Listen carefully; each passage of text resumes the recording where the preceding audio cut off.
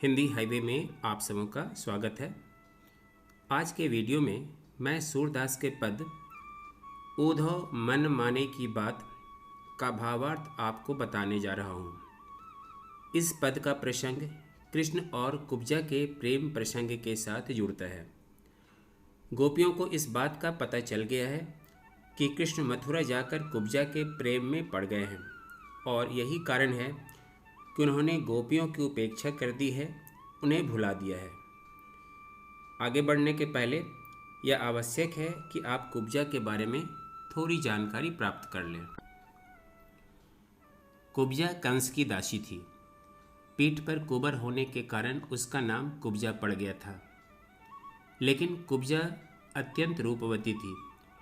वह कंस के महल में रोज फूल, चंदन, तिलक तथा अन्य सौंदर्य प्रसाधन यानी मेकअप का सामान आदि ले जाने का काम करती थी।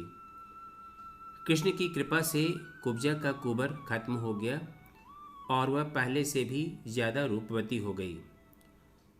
कुब्जा के बारे में ऐसा कहा जाता है कि पूर्व जन्म में वह रावण की बहन शूर्पणखा थी। जब त्रेता युग में राम के वनवास के समय लक्ष्मण ने शूर्पणखा की नाक काट दी थी, तो उसके बाद के राम रावण युद्ध के बारे में तो आप जानते ही हैं। द्वापर युग में जब राम ने कृष्ण के रूप में अवतार लिया तो शूर्पणखा ने भी कुब्जा के रूप में जन्म लिया। कृष्ण ने कुब्जा का कुबर खत्म करके उसे अत्यंत रूपवती बना दिया। चलिए अब पहले एक बार इस पूरे पद को पढ़ जाते हैं। ऊधो मन माने की बात, जरत पतंग दीप में जैसे औ फिर लपटात, रहत चकोर पुहमी पर मधुकर, शशि आकाश भरमात। ऐसो ध्यान धरो हरिजू पे, छन इत उत नहीं जात। दादुर रहत सदा जल भीतर, कम लही नहीं नियरात। काट फोरी घर कियो मधु, तय बंधे अम्बुज के पात। वर्षा बरसत निस्दिन उधो, पुहमी पूरी अघात। स्वाति बूंद के काज पपीहा, छन छन रटत रहात। सेही न खात अमृत फल भोजन, तोमरी को ललचात। सूरज कृष्ण कुंवरी रीझे, गोपिन देखी लजात। अब मैं इसकी एक एक पंक्ति का भाव स्पष्ट करता चलता हूँ। गोपियाँ उद्धव से कहती हैं कि प्रेम तो मन से मानने की बात है। जिसे जो अच्छा लगता है वह उसी के प्रेम में पड़ जाता है, चाहे उसमें लाख अवगुण हो। कुब्जा तो कुबड़ी है, फिर भी कृष्ण उसके प्रेम में पड़ गए हैं, तो यह उनका नहीं, उनके मन का दोष है। अपनी बात को समझाने के लिए गोपियाँ उदाहरण देते हुए कहती हैं कि फतिंगा दीपक की लौ में जल जाता है, फिर भी वह बार बार उससे लिपटना नहीं छोड़ता। यही तो प्रेम है। गोपियाँ कहती हैं कि यद्यपि चकोर पक्षी पृथ्वी पर रहता है, वह उड़कर चंद्रमा तक नहीं पहुँच सकता। आकाश में भ्रमण करने वाला चंद्रमा उसे अपनी ओर आकर्षित करता है और उसे भ्रम में डाले रहता है, जबकि वह कभी भी उड़कर चंद्रमा तक नहीं पहुंच सकता।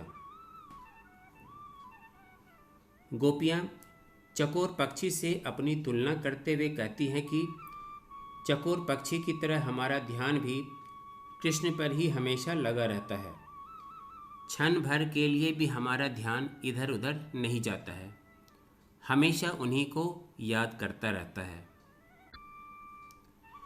गोपियाँ आगे कहती हैं कि मेढक तो हमेशा जल में रहता है, फिर भी वह कभी कमल के निकट नहीं जाता, क्योंकि कमल के प्रति उसके मन में कोई आसक्ति नहीं है, कोई आकर्षण नहीं है, कोई प्रेम नहीं है। ठीक इसी प्रकार कृष्ण के मन में हमारे प्रति कोई आकर्षण नहीं है, भले ही हम उनके कितने ही निकट हों।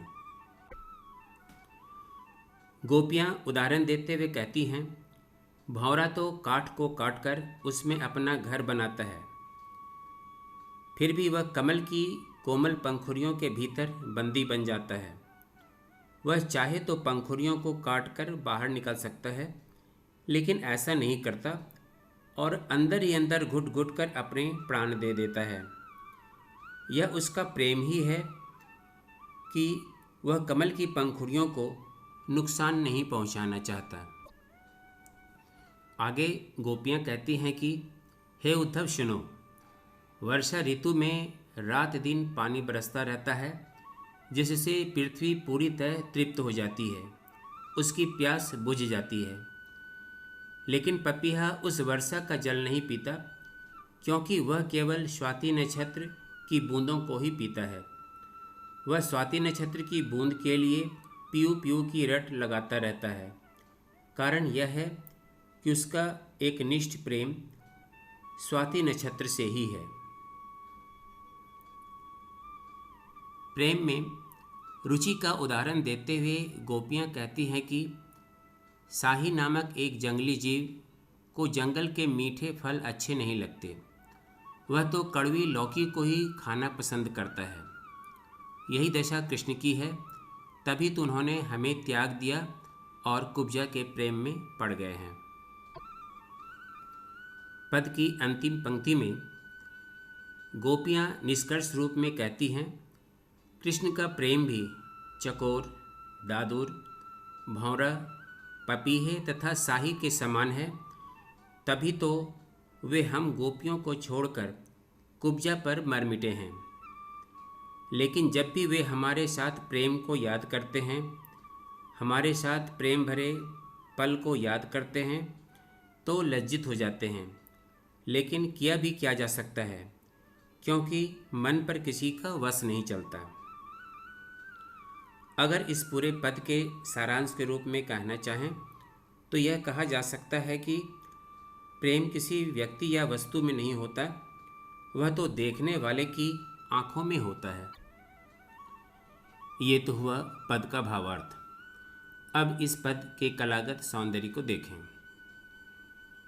पहला, इस पद में गोपियां कृष्ण के कुब्जा के प्रति प्रेम पर व्यंग कर रही हैं।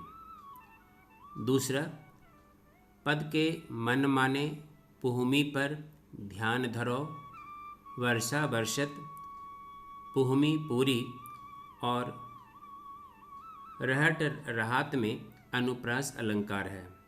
तीसरा, पद के फिर और छन छन में छः का अनुप्रास अलंकार है। चौथा, इस पद में प्रेम के जितने भी उदाहरण दिए गए हैं उन सब में अर्थांतर न्यास अलंकार है। पांचवा, भाषा ब्रजभाषा है।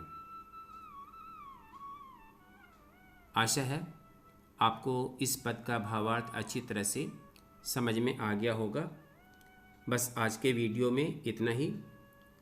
आगे भी आप मुझसे जुड़े रहें तथा जुड़े रहने के लिए मेरे चैनल को सब्सक्राइब करना ना भूलें।